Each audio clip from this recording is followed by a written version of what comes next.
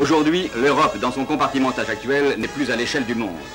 Si les murailles de ses marchés nationaux viennent à tomber, elle devient un grand marché de 160 millions de clients. Mais aujourd'hui, où les poteaux frontières font toujours souvenir du traité de Westphalie, l'Europe des longs routiers vit encore comme voici 300 ans vivait la France des mousquetaires et des provinces.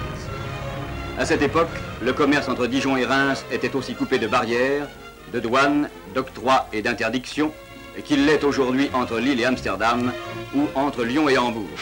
On retrouve à chaque frontière les mêmes difficultés qui amenaient autrefois une province à connaître la disette quand la province voisine regorgeait de blé. Le douanier est là qui contrôle, fouille et soupçonne, s'oppose à la libre circulation des produits qui, bon marché ici parce qu'ils abondent, sont chers là parce qu'ils manquent. Depuis le traité de Rome, en mars 1957, jusqu'à celui de Maastricht, en 1992, l'Europe est allée de crise en crise, de marathon en impasse, de table ronde en chaise vide, mais l'Europe s'est construite. Il suffit de regarder dans le rétroviseur pour mesurer le chemin parcouru.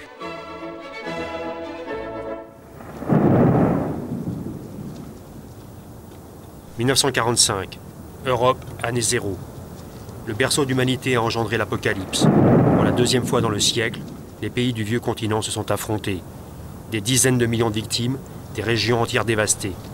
Sur ce champ de ruines, matérielles et morales, va naître dans l'esprit de quelques pionniers l'idée de l'union de l'Europe. Mais avant, il faut rebâtir. Les Américains proposent le plan Marshall, vaste programme de reconstruction qui nécessite la collaboration des États, une première ébauche de coopération européenne.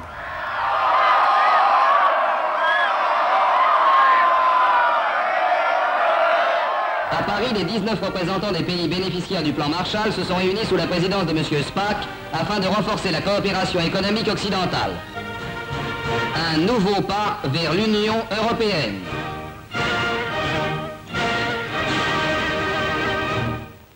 À La Haye, en 1948, au lendemain d'une guerre qui a failli tuer l'Europe, des hommes d'État veulent réaliser enfin le rêve séculaire, l'union du vieux monde. C'était 3 ans après la fin de la guerre mondiale. Et voir dans la même salle les adversaires de la veille discuter Europe et démocratie, c'était quelque chose d'assez inattendu. C'était présidé par Churchill. J'ouvrais les yeux tout grands pour voir tous ces gens qui à l'époque, avec grande réputation, la tenue des débats, le côté novateur des propos, la construction future d'une Europe dont on ne voyait que les déchirements et les ruines. Cela pouvait frapper l'imagination. We cannot aim at anything less than the union of Europe as a whole, and we look forward with confidence to the day when that union will be achieved. Les résultats concrets de la Haye sont modestes. Il en sort un Conseil de l'Europe, formé d'un Conseil des ministres et d'une Assemblée consultative. À Londres, le 5 mai 1949, les ministres des Affaires étrangères de 10 États européens signent le statut du Conseil de l'Europe. Le statut déclare consolidation de la paix, justice, coopération internationale, valeurs spirituelles, valeurs morales, liberté individuelle, liberté politique, démocratie véritable, progrès social, progrès économique. Le Conseil de l'Europe est né. Les drapeaux s'alignent fraternellement unis 3 mois plus tard aux premières réunions de Strasbourg. Strasbourg qui a tant souffert qu'il lui est donné de devenir un symbole de paix. C'est M. Spaak qui devait être élu le premier président de la nouvelle Assemblée. Et M. Churchill, parlant aux foules d'Europe par-dessus les foules de Strasbourg, devait leur dire « Prenez garde. Je vais parler français. Ce n'est pas contre une race, ce n'est pas contre une nation quelconque que nous nous rassemblons. C'est contre la tyrannie sous toutes ses formes, anciennes ou modernes, que nous nous dressons résolument. » À l'est de l'Europe, les communistes s'emparent du pouvoir. À Prague, Varsovie, Budapest, Bucarest. C'est aussi contre le bloc de l'Est, organisé idéologiquement et militairement autour de la puissance soviétique, que va se construire l'Europe. D'une certaine manière, l'union de l'Europe occidentale est l'enfant de Staline.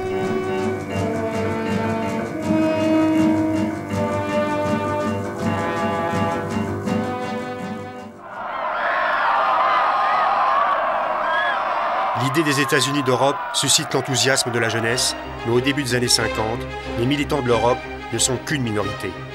C'est loin des peuples et par en haut que va se bâtir l'Europe grâce à une poignée de hauts fonctionnaires et de politiques, souvent démocrates chrétiens. La méthode de ces pères fondateurs, peu transparente et peu démocratique, vise à prouver le mouvement en marchant, à proposer des actes plutôt que d'agiter des grandes idées.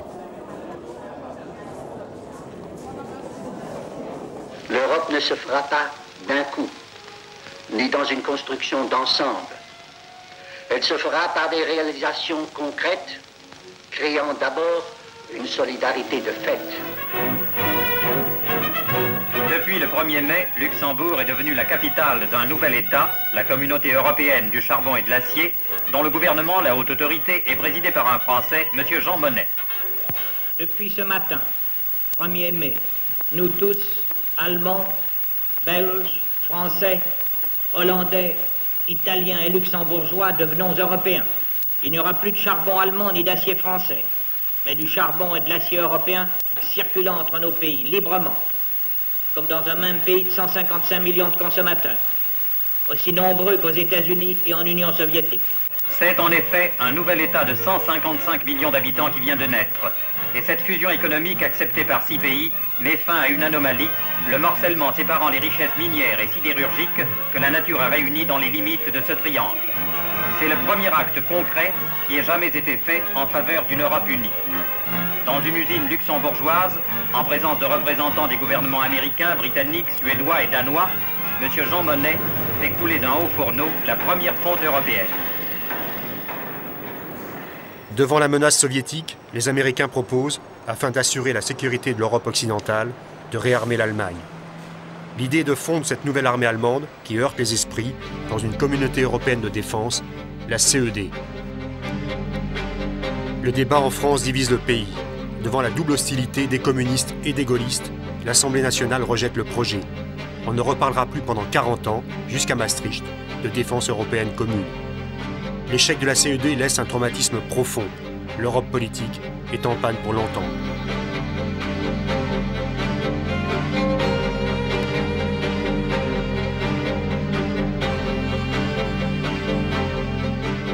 Les pères de l'Europe reprennent le chantier de manière plus modeste, en poursuivant des objectifs économiques plus limités.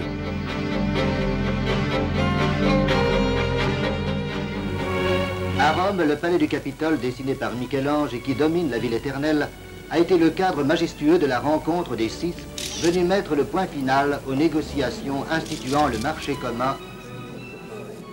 Le préambule du traité de Rome rappelle que les institutions économiques sont le plus sûr moyen de réaliser l'union politique entre les peuples. L'objectif politique est réaffirmé, mais pour l'heure, les commentateurs préfèrent évoquer avec lyrisme les bienfaits économiques du marché commun. Pourquoi un marché commun européen? Les États-Unis représentent un marché de 180 millions de consommateurs, l'URSS de 200 millions. En abattant ces barrières internes, l'Europe devient un marché de 160 millions de consommateurs à l'échelle de l'économie mondiale. Une barrière se lève et c'est un débouché de 160 millions de clients qui s'ouvrent. C'est la voie ouverte à la productivité, au plein emploi, à la modernisation des entreprises que seuls rendent possible les grands marchés.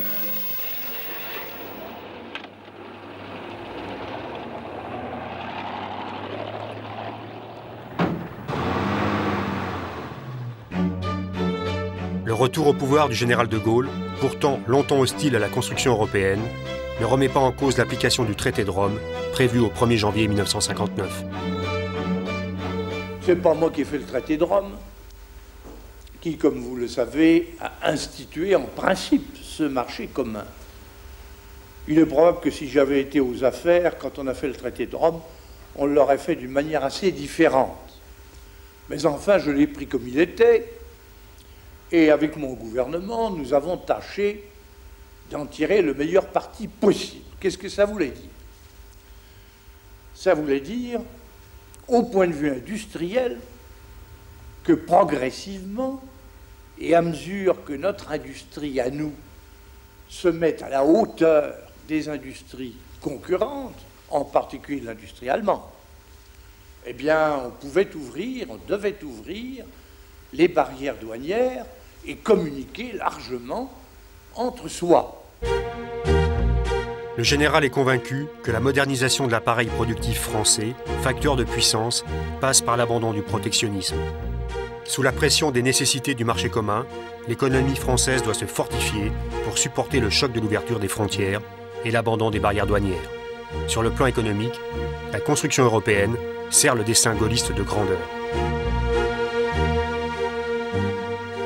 Mais c'est surtout l'agriculture française, exportatrice et en quête de débouchés, qui profite de la politique communautaire. La politique agricole commune, la PAC, ébauchée dans le traité de Rome, se met en place à partir de 1962.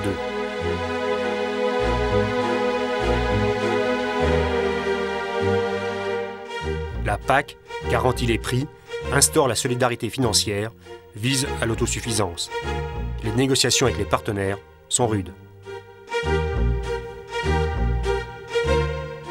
Ou bien l'agriculture française entre dans le marché commun et les autres l'acceptent, ou bien est-ce que nous n'allons pas arrêter le marché commun? Et nous avons mis, c'est le cas de le dire, ce marché à la main de nos partenaires, et ils ont consenti ce jour-là, ces jours-là, à faire entrer l'agriculture française dans le marché commun. La France obtient gain de cause en 1965. Dans un premier temps, la PAC est un incontestable succès pour les agriculteurs français. Il reste à les en convaincre. Parlons de l'Europe. Je comprends, comment ne comprendrais-je pas que devant cette immense aventure, les agriculteurs soient inquiets. Et surtout, ils s'interrogent, mais enfin, que nous apporte l'Europe? Quel est l'avantage que j'en ai eu aujourd'hui même? Ceux qui attendent 4 ans les fruits de leurs arbres ou de leurs vignes devraient savoir qu'une construction de cette espèce ne se fait pas en un mois. Je renverse le problème. Qu'aurions-nous fait des produits français dans quelques années si l'Europe n'avait pas été là pour nous offrir un marché? L'Europe économique avance, l'Europe politique piétine. De Gaulle, favorable à l'intégration économique, ne veut pas entendre parler d'intégration politique. Il rejette toute idée d'Europe supranationale et défend la conception d'une Europe fondée sur la coopération des États. La France refuse toute avancée communautaire. Les partisans d'une Europe fédérale reprochent au général son intransigeance. Mais je n'ai jamais, quant à moi, dans aucune de mes déclarations, parlé de l'Europe des patries, bien qu'on prétende toujours que je l'ai fait. Ce n'est pas bien sûr que je renie, moi, la mienne. Bien au contraire, je lui suis attaché plus que jamais, et d'ailleurs, je ne crois pas que l'Europe puisse avoir aucune réalité vivante si elle ne comporte pas la France avec ses Français, l'Allemagne avec ses Allemands, l'Italie avec ses Italiens, etc. L'Angleterre avec ses Anglais, en revanche, le général ne veut pas en entendre parler. Le premier Britannique, Harold Macmillan, a beau plaider la cause de la Grande-Bretagne, la porte de l'Europe reste fermée pour longtemps aux voisins d'outre-Manche. Alors il est possible qu'un jour, l'Angleterre parvienne à se transformer elle-même suffisamment pour faire partie de la communauté européenne sans restriction, sans réserve et de préférence à quoi que ce soit. Et dans ce cas-là, les 6 lui ouvriraient la porte et la France n'y ferait pas d'obstacle.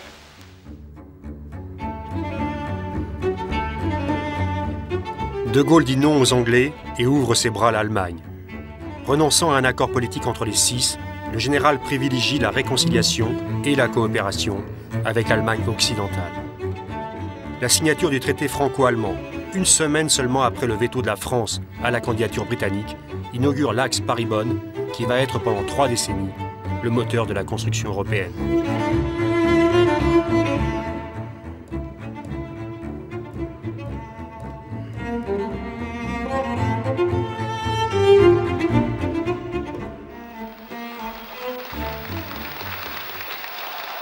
Cette visite officielle, la première en Allemagne d'un chef d'État français, ne permit pas seulement de préciser avec le chancelier Adenauer les modalités politiques de la nouvelle entente. Elle ne fut pas seulement une rencontre de courtoisie assortie des cérémonies et des réceptions protocolaires habituelles. Elle fut, à proprement parler, un événement extraordinaire, un événement historique. Car le général de Gaulle se trouva soudain placé devant un fait dont personne, pas même lui, n'avait prévu l'ampleur, l'adhésion du peuple allemand, qui voit aujourd'hui en lui l'homme qui lui a redonné à la face du monde la dignité. Ce peuple à qui le général a choisi de s'adresser dans sa propre langue. Es lebe Bonn, es lebe Deutschland, es lebe die deutsch-französische Freundschaft. La coopération à deux ne fait pas l'Europe à 6. Toujours rétif à toute démarche supranationale, De Gaulle veut empêcher que, comme l'a prévu le traité de Rome, les décisions au sein de la communauté soient prises à la majorité. La France fait des preuves de force et pratique la politique de la chaise vide. De Gaulle obtient gain de cause. Le compromis de Luxembourg prévoit que l'unanimité s'impose lorsque les intérêts vitaux d'un pays sont en jeu.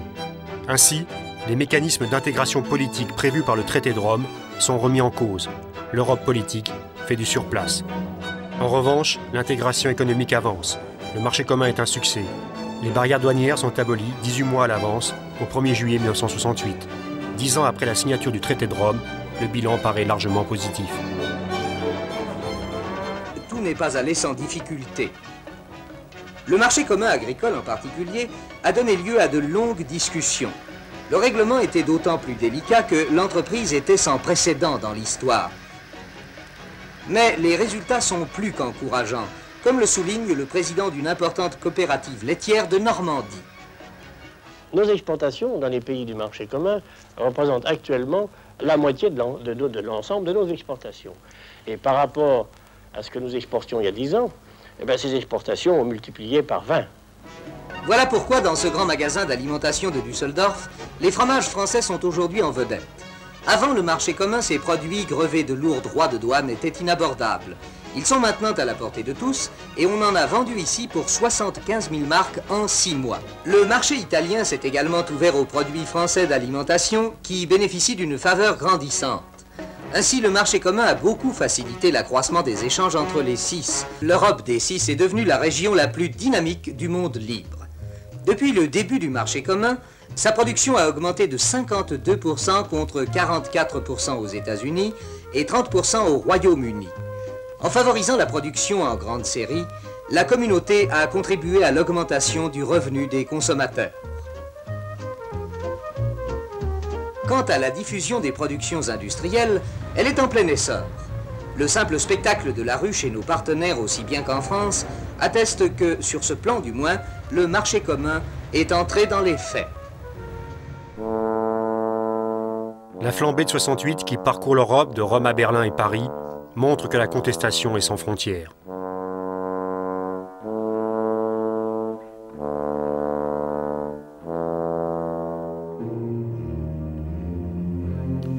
De Gaulle, battu au référendum de 1969, s'en va. Pompidou arrive.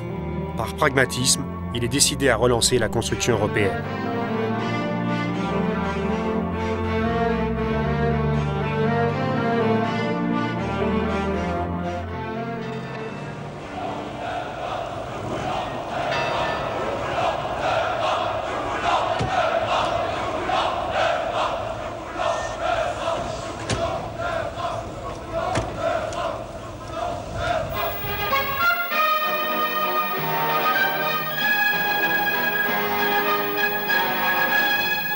Dans la difficile édification de l'Europe, la conférence de La Haye, sans préjuger de ses conséquences, immédiates ou lointaines, sur le plan de la négociation, apparaît comme une étape d'une exceptionnelle importance. Réunie sur l'initiative du président Georges Pompidou, elle a rassemblé dans la capitale hollandaise 6 chefs d'État et de gouvernement désireux de discuter de l'avenir de l'unité européenne. 12 ans après le traité de Rome, et à l'heure où le marché commun entre dans sa phase définitive, la décision de réunir cette conférence au sommet a au moins prouvé la volonté des 6 de relancer contre vents et marées une entreprise dont dépend peut-être l'équilibre du monde moderne. Le sommet de La Haye marque une étape déterminante. Son résultat le plus tangible est d'ouvrir la porte aux négociations avec la Grande-Bretagne. Il y avait le problème si important de l'élargissement, c'est-à-dire de l'attitude à prendre vis-à-vis des candidatures de la Grande-Bretagne, du Danemark, de l'Irlande et de la Norvège. Là aussi, nous sommes arrivés à un accord. En janvier 1972, après de laborieuses discussions, les Britanniques, tenus à l'écart de l'Europe pendant 10 ans par le veto gaulliste, adhèrent à la communauté en même temps que le Danemark et l'Irlande.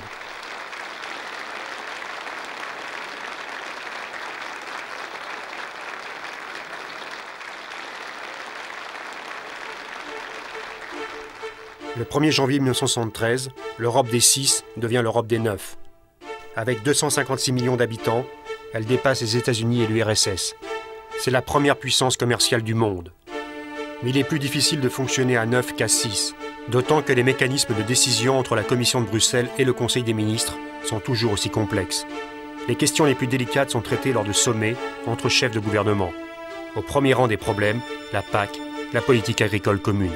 C'est pas normal, je dis, qu'on sacrifie l'homme, qu'on sacrifie la dignité humaine, qu'on sacrifie des êtres qui sont libres, qui sont indépendants, qui sont dignes, à des affaires qui puent le pétrole, qui puent les grosses. Au début des années 70, l'Europe verte est victime de son succès. Bien protégée, l'agriculture européenne s'est modernisée. Elle produit plus que ne peut absorber le marché interne de l'Europe. Les stocks gonflent, les excédents de beurre et de viande s'accumulent.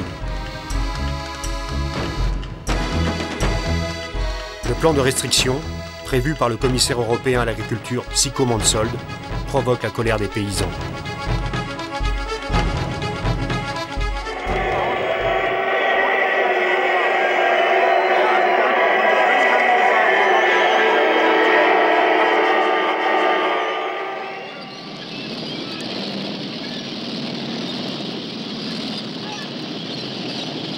Et puis la guerre du Kippour change brutalement toutes les données.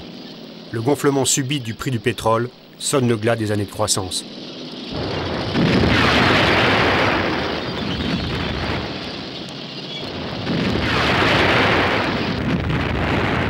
Le sang cesse de couler et instantanément la paralysie frappe tout l'organisme. Le tour de vis arabe a eu sur le monde entier un effet dont ses auteurs eux-mêmes n'avaient pas mesuré l'ampleur. La dynamique Europe s'apercevait soudain avec affolement qu'elle était en matière d'énergie aussi pauvre que Job.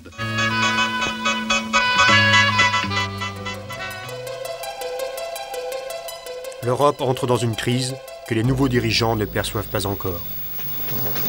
Ils étaient hier ministres des Finances, ils se retrouvent investis des responsabilités suprêmes dans leurs pays respectifs. Au palais de l'Élysée, le nouveau président de la République française, M. Giscard d'Estaing, et le nouveau chancelier ouest-allemand, M. Helmut Schmidt, n'ont pas eu à se présenter, ils se connaissent depuis longtemps.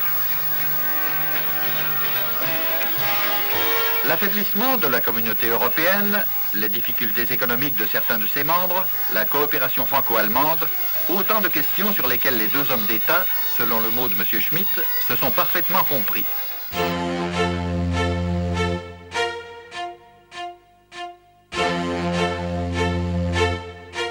Fondé sur l'amitié entre les deux hommes, le couple Helmut-Valéry s'impose comme la locomotive de l'Europe. L'axe franco-allemand, reconstitué, débouche sur une réalisation concrète. La création du Conseil européen, à l'origine, réunion informelle au sommet des chefs de gouvernement.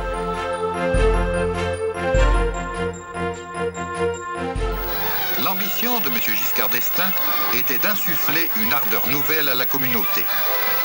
Les propos du chef de l'État français, nous avons assisté au dernier sommet européen et participé au premier Conseil européen, semblent indiquer qu'il soit parvenu à ses fins.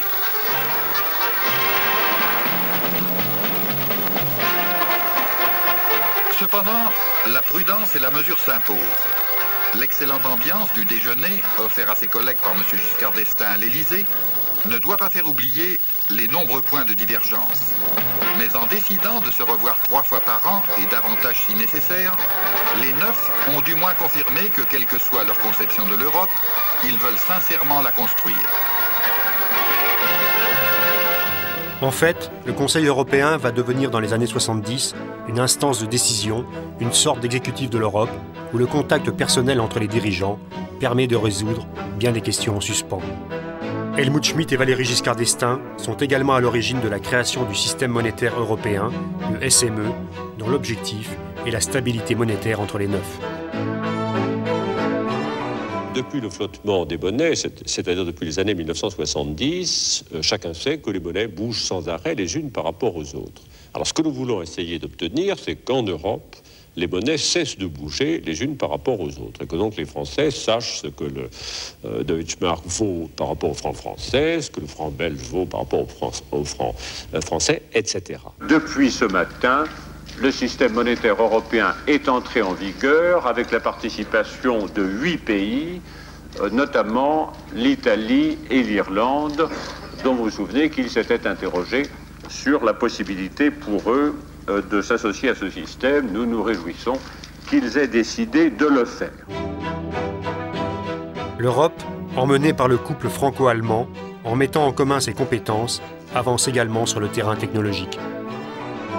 Les conversations ont abouti à un certain nombre d'accords sur les programmes nucléaires qui sont en bonne voie, sur les fusées Ariane qui seront construites en commun, sur la version raccourcie de l'Airbus dont le marché potentiel sera activement exploré.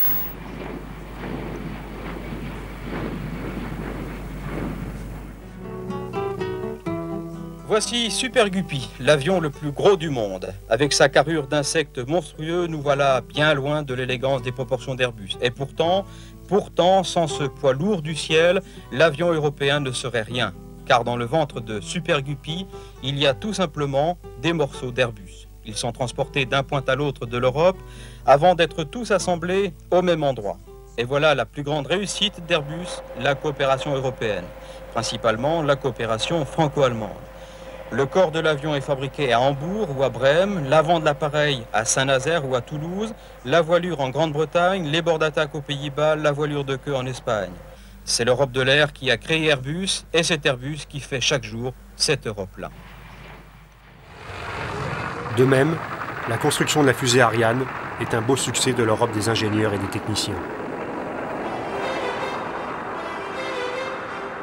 Grâce à l'élection du Parlement européen au suffrage universel, l'Europe se rapproche des citoyens.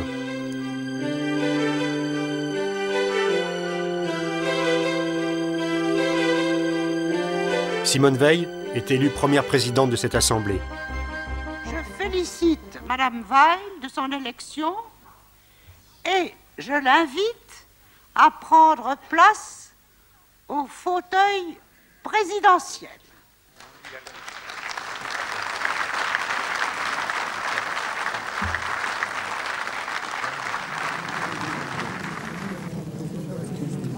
Mais ce progrès démocratique ne doit pas masquer qu'à la fin des années 70, l'Europe politique est dans l'ornière.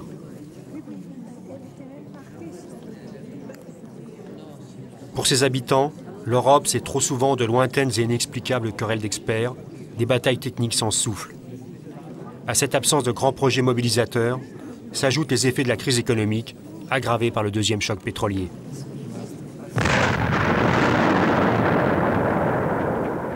Des secteurs industriels, la sidérurgie, la chimie, le bâtiment sont touchés par la récession.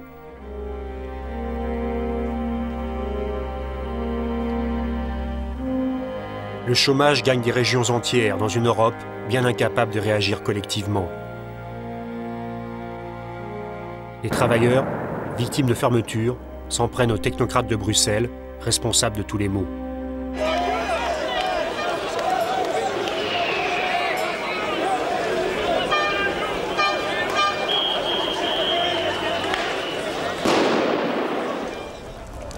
Les paysans s'inquiètent et brûlent les camions qui importent des produits venus d'ailleurs.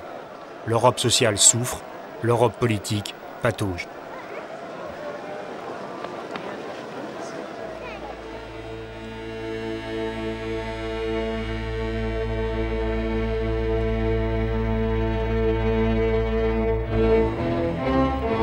Au début des années 80, le regain de tension entre l'Est et l'Ouest ajoute encore au pessimisme.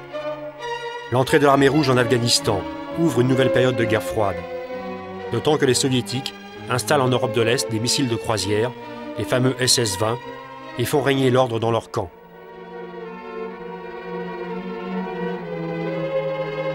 La contestation des ouvriers polonais, emmenée par Lech Walesa, est brutalement réprimé par le général Jaruzelski.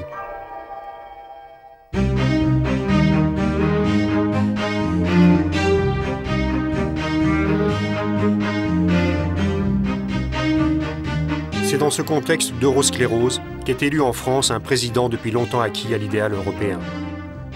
Dans un environnement économique défavorable, alors que ses voisins européens prônent l'austérité, il propose une politique de relance par la consommation.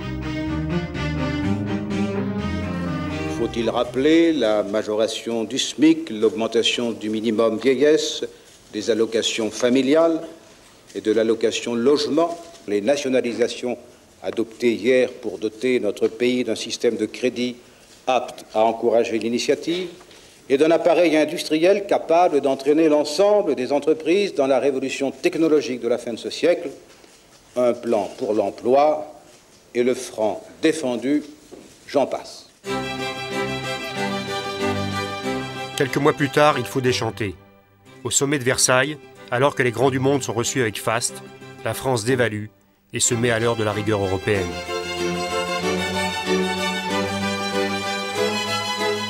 Il fallait opérer un tour de vis, pratiquer la rigueur, et on peut dire que sur le plan intérieur, le tournant a été pris en juin 1982. Il restait à rendre crédible la politique économique de la France dans un contexte de turbulence, avec une grande agitation sur les marchés d'échange, et malheureusement cette crédibilité ne fut reconnue qu'en mars 1983. En mars 1983, entre le socialisme à la française et l'Europe, François Mitterrand choisit l'Europe. L'ancrage français dans l'Europe s'accentue avec l'arrivée au pouvoir du chancelier Kohl. Après le tandem De Gaulle-Adenauer, après le couple Valéry Giscard d'Estaing-Helmut Schmidt, l'attelage Kohl-Mitterrand va à son tour tirer la construction européenne.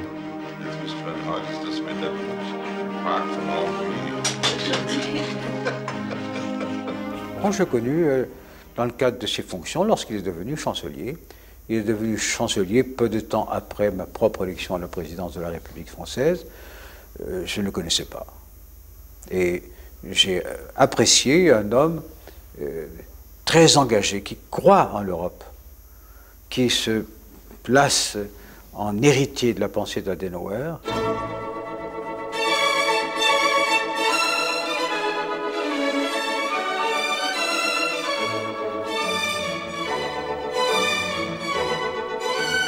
Preuve de sa solidarité politique, François Mitterrand apporte son soutien au chancelier Kohl, contesté par les pacifistes. Je suis moi aussi contre les euromissiles. Seulement, je constate des choses tout à fait simples. Dans le débat actuel, le pacifisme et tout ce qu'il recouvre, il est à l'ouest, et les euromissiles, ils sont à l'est.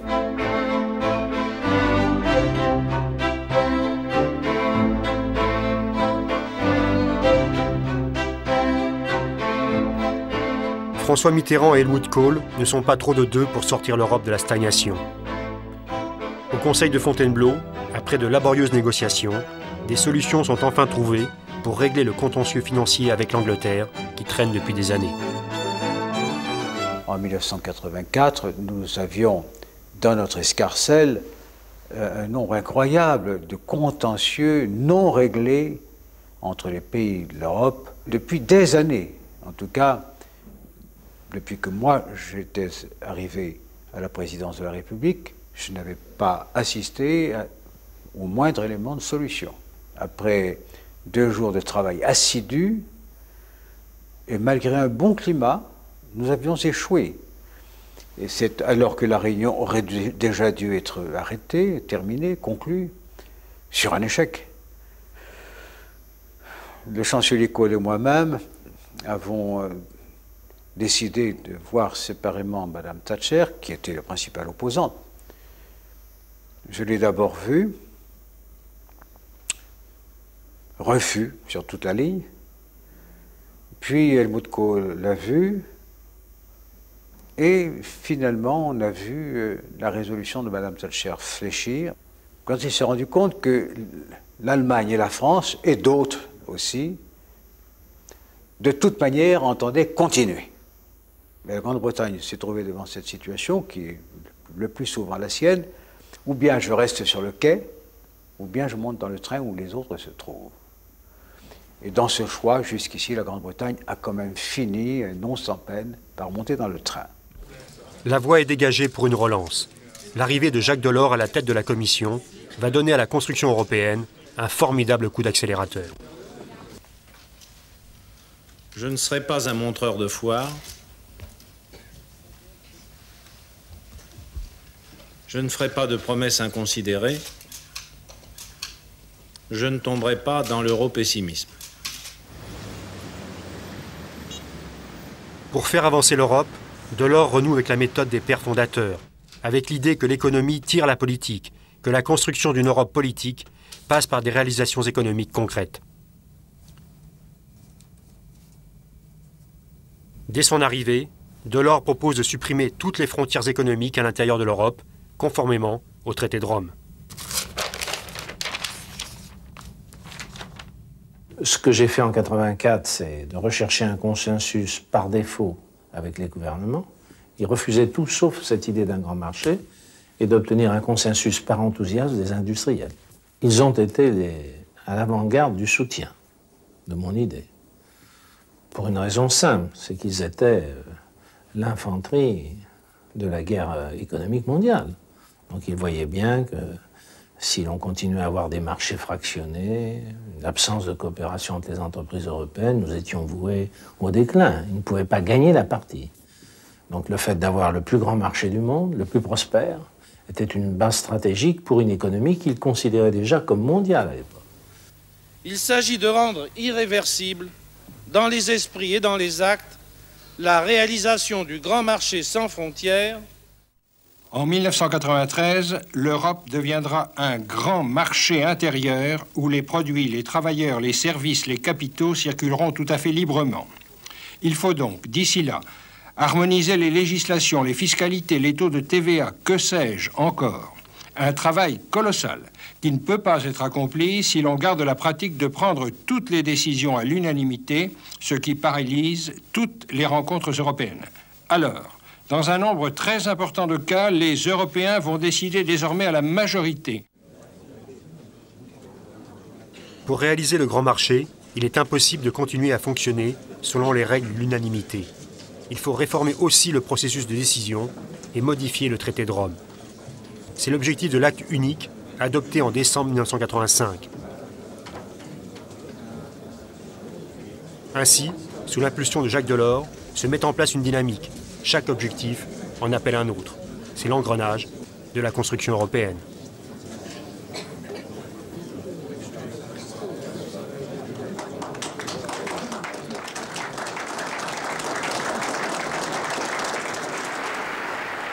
L'Europe s'approfondit, elle s'élargit également. Après la Grèce en 1981, l'Espagne et le Portugal adhèrent au 1er janvier 1986. L'Europe des 12 se mobilise sur son objectif d'achèvement du marché intérieur en 1992. Mais alors qu'elle réfléchit au passage à l'étape suivante, celle de l'union économique et monétaire, le vieux monde issu de la Deuxième Guerre mondiale s'écroule. À 5h moins le quart ce matin, premier coup de pioche sur le mur de Berlin. Des dizaines d'Allemands, Est et Ouest, sont montés sur le monument historique. La zone interdite est aux mains de la jeunesse allemande. Chacun leur tour, ils prennent la pioche, cassent un morceau du mur qu'ils gardent dans leur poche en souvenir. La chute du mur de Berlin change radicalement toutes les données. Cette formidable accélération de l'histoire surprend les Européens. L'intégration européenne s'était faite contre le bloc communiste menaçant. Les repères traditionnels s'effondrent avec le mur. Et puis la réunification de l'Allemagne, en créant un nouvel ensemble de 80 millions d'habitants, modifie l'équilibre interne de l'Europe et réveille les vieux démons. À cet instant-là, le rôle du chancelier Kohl est déterminant.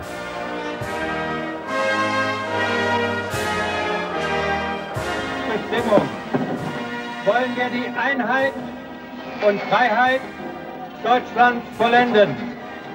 Wir wollen in einem vereinten Europa dem Frieden der Welt dienen.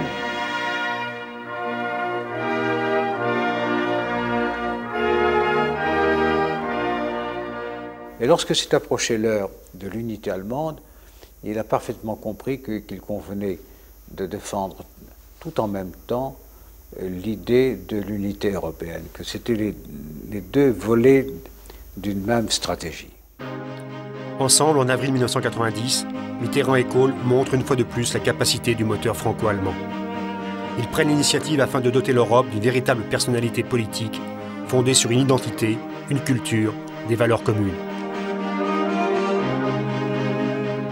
Quand on a approché de la date d'ouverture du marché unique, on s'est rendu compte, surtout les Allemands et nous-mêmes, et les Espagnols, qu'il convenait de donner comment dirais-je, une sorte de portée politique, psychologique, à des accords purement économiques. Que l'Europe purement marchande, ça ne marchait pas.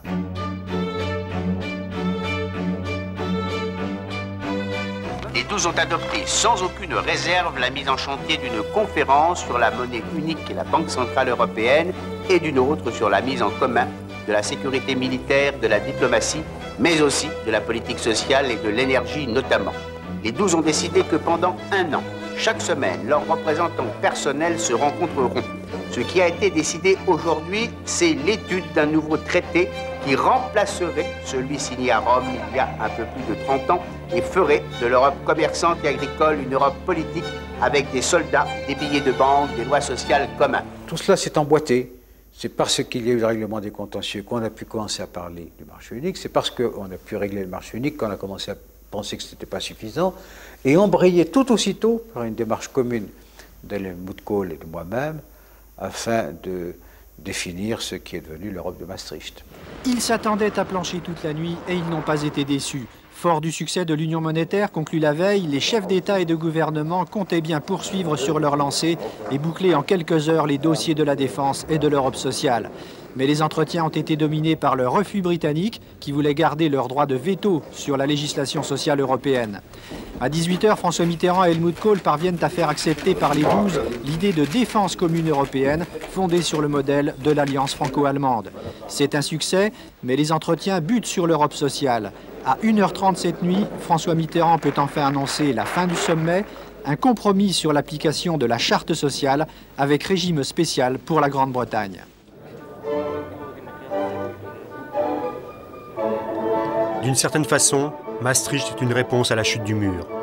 Le traité prévoit la création de l'union économique et monétaire, avec une monnaie unique et une banque centrale.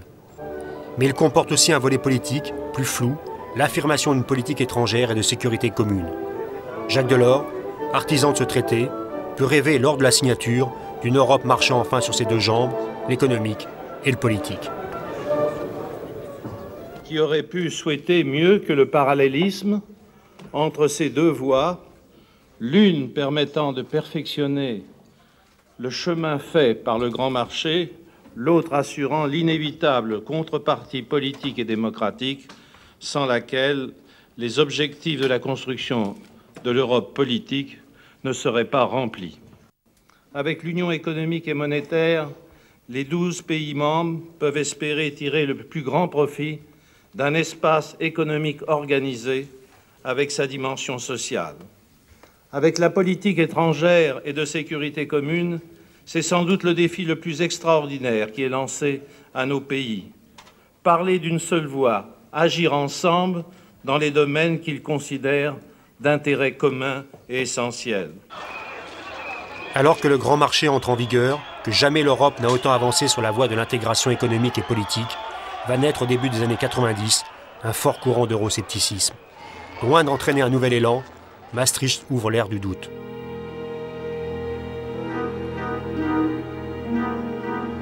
La ratification du traité donne lieu à un vaste débat public dans toute l'Europe. À la surprise générale, les Danois disent non. Ils ont compris qu'ils n'ont pas à dire oui ou non à l'Europe, mais qu'ils ont à dire oui ou non au traité de Maastricht.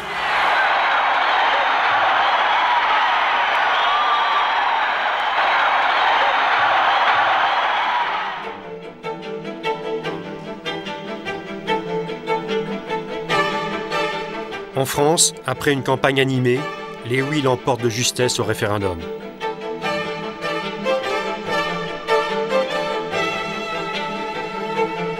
On parle de l'Europe dans des milieux spécialisés. Diplomatie, fonctionnaires européens, partis politiques très informés, hommes d'affaires, industriels. Et on a oublié d'en parler au peuple. Alors c'était une vérité d'évidence que tout le monde voulait l'Europe. D'ailleurs, quand il y avait des sondages, oui, ben moi je veux bien l'Europe, oui, bien entendu, il n'y a pas de guerre. Bon, alors je suis pour l'Europe. Mais une fois qu'on analysait et qu'on avait un débat contradictoire rude, on s'apercevait que le choix entre ce qu'on connaît, c'est-à-dire la vie nationale telle qu'elle est, avec tous ses défauts, et d'autre part une unité européenne qu'on ne connaît pas, et bien finalement, comme nous le disions au début de cet entretien, la peur de l'avenir a souvent pris le pas sur le reste. L'Europe a toujours avancé quand l'expansion était au rendez-vous. Avec la récession, l'Europe cristallise les peurs et les frustrations de ceux qui restent sur le bord de la route. Le chômage prolifère, alors que le grand marché était présenté comme un espoir de croissance. La crise fait de l'Europe synonyme de chômage. L'Europe sociale, pourtant présente dans le traité de Maastricht, n'est guère palpable pour les salariés.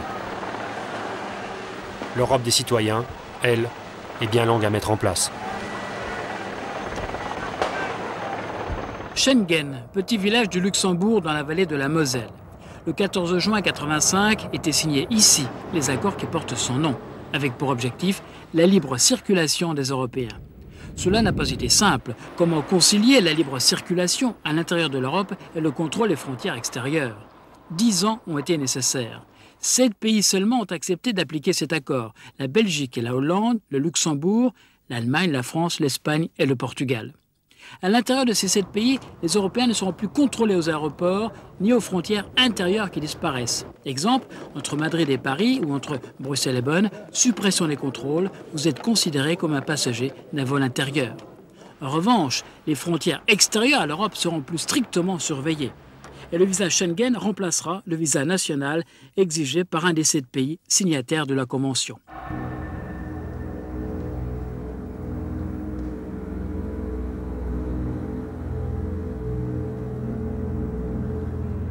Dans l'ex-Yougoslavie, les 12, divisés, ne disposent pas d'instruments diplomatiques et militaires qui leur auraient permis d'intervenir. L'Europe est impuissante parce qu'elle n'existe pas encore. L'Europe souffre du manque d'Europe. Il faut être simplement tenace, avoir ce que vous appeliez tout à l'heure une volonté politique, avoir dans la tête un grand projet, un idéal. Et moi je crois que cet idéal est encore très, très large. Que la perception de la nécessité occupe beaucoup d'esprit. Je crois que l'Europe réussira. En 40 ans, l'Europe est passée de 6 à 15. Au début du prochain siècle, l'Union européenne peut doubler le nombre de ses membres, sa population, sa superficie. L'Europe retrouvera alors sa géographie et son histoire. Avec l'achèvement du grand marché, avec une monnaie unique, avec l'effondrement du monde communiste, une première étape de la construction européenne s'achève. Au XXIe siècle, l'Europe sera-t-elle davantage qu'un club de vieux pays riches, bénéficiant de la démocratie, de la protection sociale, de la paix? Pour exister en tant qu'entité politique, fondée sur l'histoire et une civilisation, l'Europe doit gagner l'adhésion des citoyens, si longtemps tenus à l'écart. L'utopie européenne est à ce prix.